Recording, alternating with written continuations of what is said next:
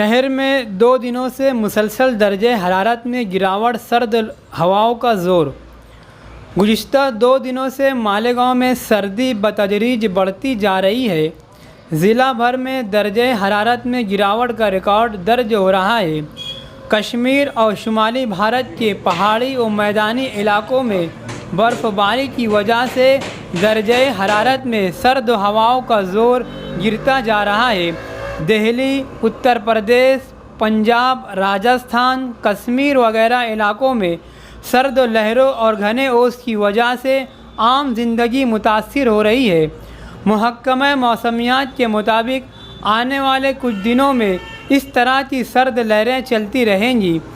شہر مالیگاؤں میں بھی شام کے وقت شہر کے لوگوں کو لکڑی وغیرہ سے آگ جلا کر، جسے مالیگاؤں کی زبان میں ہولی تاپنا کہا جاتا ہے، اس طرح ہولی تاپتے ہوئے لوگ سردی سے بچاؤ کر رہے ہیں۔